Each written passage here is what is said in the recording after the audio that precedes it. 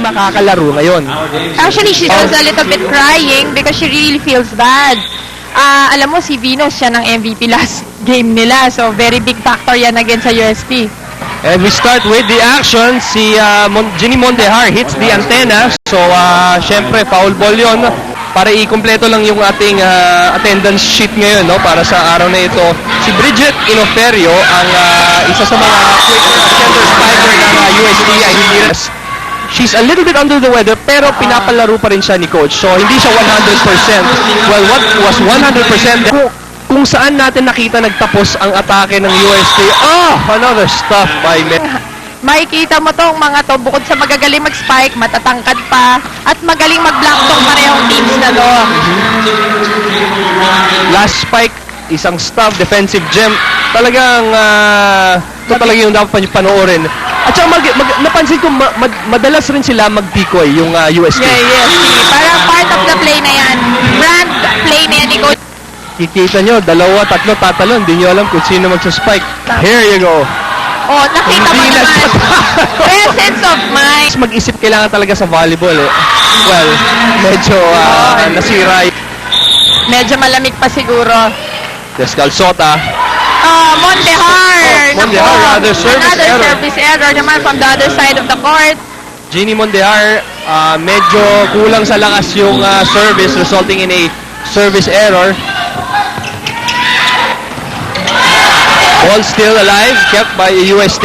Ayun, si Kate mukhang okay na siya. Kanina, akala natin na sprain pa siya dun sa warm-up because of a ball. Naapakan niya, but she seems fine. Kate Koyukang back in action. The drop ball was failed attempt. Mukhang natama. Violation po ang mag-listing sa volleyball. Kaya ang score, 6-4 UST.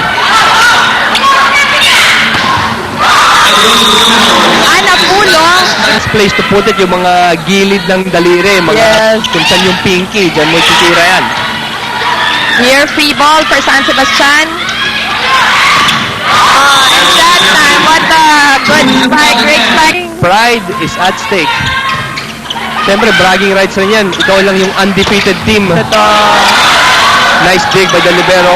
Espolong! That was wrong. Siguro kahit paano mapapalit, kaya naman mag-step up ng ibang players. Well, yun ang kailangan gawin ng UST if they are to maintain their undefeated record. Si Pano of UST, magandang nilalaro niya this past few games. So, okay din siya dahil siya ngayon ang pumalit dun sa kay Balse. Na-block niya pa rin eh. Mas mahirap Iba yung bang timing i-block? nun eh. Mas mahirap bang i-block ang backline spike? It's all about timing. So, talagang kailangan. Ana Eliza Fulo serving for UST. That's a floater. There's the floater. Let's see how San Sebastian sets up.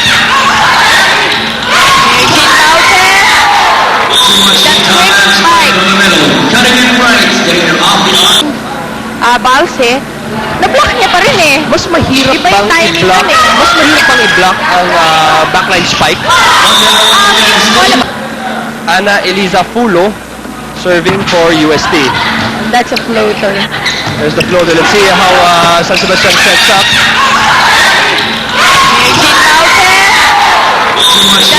Salamat Lala, nagbabalik ang action, San Sebastian and UST and Bernal. Nalakas naman ng spike. Pero San Sebastian was able to get that. UST failed on the opportunity to make the most out of that overset. Violate, ibig sabihin hindi pantay yung hands niya. And of course, these insights are coming to you from a former national... The set or the game? Di magandang service reception. But as we've seen dito sa V-League, no, the first set is never an indication kung paano ang kalalabasan ng laro, no? Here, free ball for San Sebastian. Let's see, they give it to Libuna. Our giant at 6'2". Ang ganda! Paano? Down the line. Hindi niya pumalit kay Bernal. Pareho lang eh. Parang, We have to to see that again in slow motion. Tingnan mo naman yan. All power, all force. Pag natamaan ka sa mukha, facial. Pag natamaan ka sa likod, anong tawag doon? Yung tipong napaiwas ka pa at nasapul ka sa likod. Wala. Ewan ko tawag ano dun. tawag na. Basta masakit. aray! Yun ang sasabihin ko eh, aray! Mosey and JC. Hindi thank you Lala, hindi maayos ng San Sebastian yung mga service reception nila. Tuloy, yung mga atake nila ay before that she ended up tremendous fight. Service San Sebastian. Alam mo, ang ganda ng approach nito kasi si Joyce paano makikita mo talagang yung pag... Ito na naman ako sa mga cutterwords. Kinakas ha. Kinakas, Kaya kasi yung Perfect ganda. turn. Drop shot by Here, Bernal. Montehar. Kanina, nung nakausap natin siya of San Sebastian, sinasabi niya lang sa girls niya, Roger kanina, nung nakausap natin siya of San Sebastian, sinasabi niya lang sa girls niya, For Ana Fulo, the libero for UST is Cruz. And after that error, si Fulo uupo na muna. 6-2 Libunaw. If San Sebastian ay ngayon naglalaro siya po ay ang napakatangkad na number 10 na nakikita niyo na naka-red uniform. At sabi pa nga ni Coach Roger, nakaka 2 years pa lang to. Dahil ngayon pa lang naman, okay na. Pero by next year, polished na yan. Joyce Pano loves those shots. Yun talaga yung she's in her element talaga. Pag tingnan mo natin to. Nakatabingi na, nakuhaan pa rin na angle. If we check the statistics of Joyce Pano sa attacks, papakita namin yan sa inyo at the end of the first set. Ang taas ng percentage nito. Oh, stop by Gutierrez. Solid yun, ano? Service Here. reception is good for UST. They're able to set up. Gutierrez with that drop shot. Nice. Pero na medyo lagi siyang nahuhuli para i-save ang bola. And of course, he's banking on the street. Big volleyball. Attack for another point for San Sebastian. Alam mo, napansin ko nga, medyo humihina ang attack ni Mon.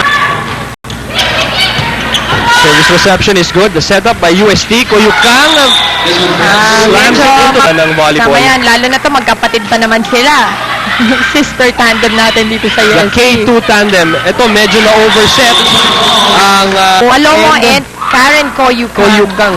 Tignan natin kung ano kanyang strategy. Explain natin sa viewers mode. So, may setter ka na, may spiker ka pa, so para kang 5-2 ang tawag dyan. Dalawa yung nagsiset sa'yo, yung isa dun sa setter mo, nagsispike. Ang gandang advantage. Yun ang naging kulang. Right approach. Yung sampal. Oh. Oh, what was that? Palomo, Maria Lourdes Palomo na ano ba? Sometimes you really need tanglashing mula sa coach mo para medyo mabalik ka sa focus, no? Alam mo, from my view, sisigawan. So, kailangan yung coach, medyo alam niya rin how to handle her players. Well, San JC, Sebastian, nako! There was the smallest girl in the front row of both courts. Here, Topano, the ball is kept alive. Montehar! Yeah. Walang Ending the set, good. wala pa rin. Di pumayag yung defense ng UST. Oh. Topano with the down the line again. And the trash talking of UST.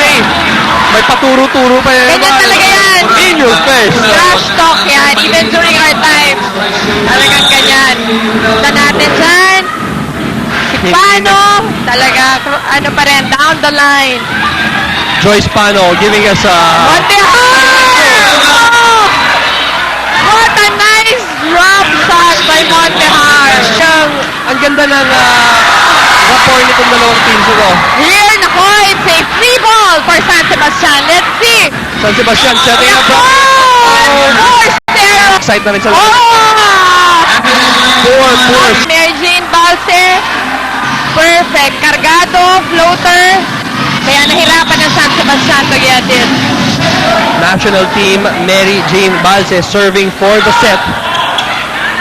Good reception by Mondehar. Oh, overset by San Sebastian. Pasalamat ang San Sebastian na buhay pa nila yung bola. Oh!